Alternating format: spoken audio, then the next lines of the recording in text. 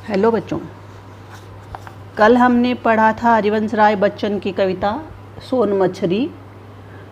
आज हम पढ़ेंगे, हमारे नई कवि हैं नागार्जुन, जिनको साहित्यिक जगत में बाबा नाम से भी ये बहुत प्रचलित रहे। तो इनका जन्म 1910 ईस्वी में हुआ था और मृत्यु उनकी 1998 ईस्वी में हुई थी। हिंदी और मैथिली में समान रूप से लिखने वाले कवि उपन्यासकार नागार्जुन आधुनिक हिंदी साहित्य के उन अग्रणी रचनाकारों में से हैं जो अपने बहुरंगी रचनाकर्म के कारण सदा चर्चा में रहे। यानी इन्होंने किसी को भी नहीं छोड़ा, कह लीजिए एक तरह से। अपनी हिंदी और मैथिली में तो ये लिखते ही थे, लेकिन जो कहीं भी विद्रूपताएँ दिखती थी उन पर ये आक्षेप किया बिना नहीं रहते थे।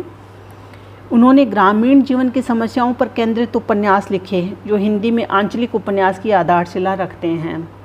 चिंतन के स्तर पर वे सदैव जनपक्षधर रहे और तथा गरीब और शोषित जनता के पक्ष में रचना कर्म करते रहे। उन्होंने आपातकाल का खुला विरोध किया तथा जयप्रकाश नारायण के साथ आंदोलन में भी शामिल हुए, किंतु बाद में उन्होंने आपातकाल के बाद बनने वाली सरकार के अंतर विरोधों को भी समझा और उसका भी विरोध किया। कवि के रूप में नागार्जुन प्रगतिशील तथा प्रयोगशील दोनों ही हैं। उनकी अनेक कविताएं प्रगति और प्रयोग के मणिकांचन योग के कारण सहज भाव सौंदर्य से दीप्त हो उठी हैं। आधुनिक हिंदी कविता में शिष्ट, गंभीर, हास्य तथा सूक्ष्म चुटीले व्यंग्य की दृष्टि से नागार्जुन की कविताएं अपनी अलग पहचान रखती हैं। उन्होंने अपनी कविताओं में मार्मिक चित्रण भी किया है। उनकी काव्य की भाषा लोक भाषा के निकट है। कुछ कविताओं में, जैसे मंत्र में, उन्होंने संस्कृत निष्ठ तत्सम शब्दावली का भी प्रयोग किया है, किंतु उनकी अधिकांश कविताओं की भाषा सरल और लोकोन्मुखी है। बिल्कुल सरल सीधी सी भाषा में ये अपनी बात को कहते हैं।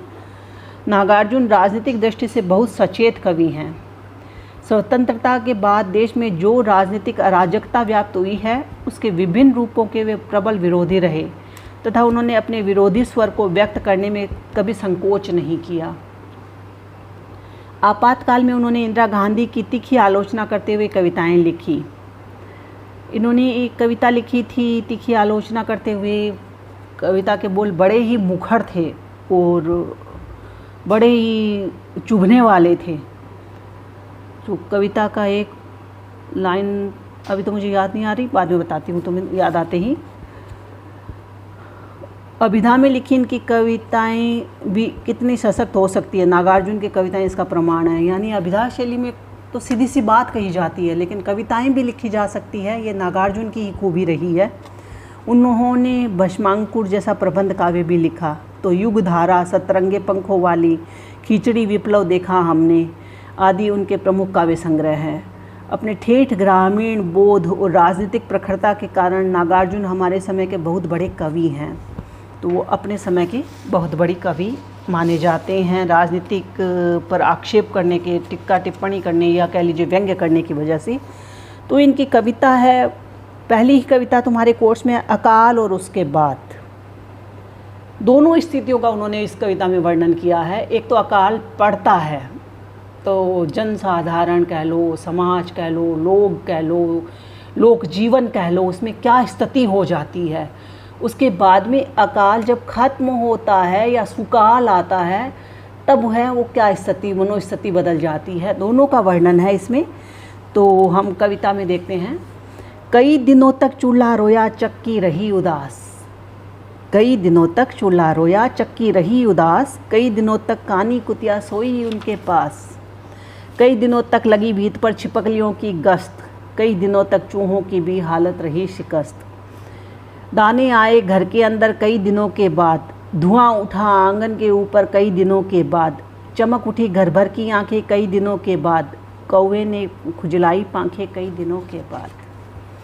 तो इस कविता में है, नागार्जुन बाबा कह रहे हैं अकाल और उसके बाद शीर्षक में ही। और एक छोटी सी कविता है, लेकिन इसमें बहुत गहरे भाव उन्होंने भरे हैं। और अकाल की स्थिति और उसके बाद का वर्णन है और ये बिल्कुल ठोस यथार्थवादी वर्णन उन्होंने किया है। कवि कहते हैं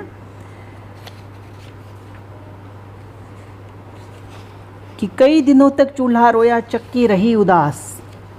कि जो कोई भी जीवन अकाल की चपेट में आ जाता है, यानी कि जब अकाल चारों ओर से जिंदगियां लीलने लगता है, जिंदगियां अकाल के सामने हारने लगती है और वह पूरी तरह से नष्ट हो जाती हैं, तब ऐसा जीवन व्यवस्था को कोसता हुआ अपने अस्तित्व को समाप्ति की ओर ले जाता है।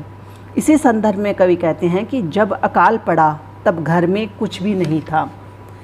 कई दिनों तक चूल्हा रोया, खाने को कुछ था ही नहीं, तो चूल्हा तो अपने आप शांत ही रहेगा। तो कुछ भी नहीं था, इस कारण चूल्हा भी नहीं जल पाया, अर्थात कुछ भी भोजन नहीं पकाया गया। अकाल के दिनों में घर की चक्की काफ़ी समय तक उदास रही, क्योंकि उसमें भी पीसने के लिए अन्न ही नहीं था और उससे कोई भी काम नहीं लिया जा सका। वे व्यर्थ रहकर मानो उदासीपूर्ण जीवन बिताते रहने के कारण उपेक्षिता जैसा जीवन बिताती रही। कई दिनों तक कानी कुतिया सोई उनके पास और उससे कोई भी काम नहीं लिया जा सका। आगे वो कहते हैं कि इस तरह भीषण अकाल ने जीवन की चक्की और चूल्हे को व्यर्थ जो कर दिया था। कवि कह रहे हैं कि मनुष्य तो अपने श्रम पर निर्भर रहता है, किंतु कुछ अन्य जीव ऐसे भी होते हैं जो मनुष्य और उसके परिश्रम पर जीवित रहते हुए जीते हैं, क्योंकि मनुष्य अपना भाग, अपनी दया पर उनका पालन पोषण करते हैं उन जीवों का। तो कुछ जीव ऐसे भी होते हैं संसार में। अकाल की भीषणता से जब मनुष्य ही नहीं बचा तो अन्य जीव, उसी के सहारे जीवित रहने वाले जीव कैसे जिंदा रह सकते थे? नहीं रह पाए और अपने जीवन को होम कर बैठे। अकाल के कारण अनाज के अभाव में जब खाना ही नहीं बना तो कानी कुतिया भी विवस्था में भूखी रहकर और घर में दीवारों पर इधर उधर, क्योंकि वो भूखी उन्हीं चूल्हे और चाकी, क्योंकि चक्की जब पीसी जाएगी, अनाज जब पीसा जाएगा तभी पकाया जाएगा, तो कुछ उम्मीद लेकर वो कानी कुतिया है वो उस चूल्हे और उस चक्की के पास ही सोई रही।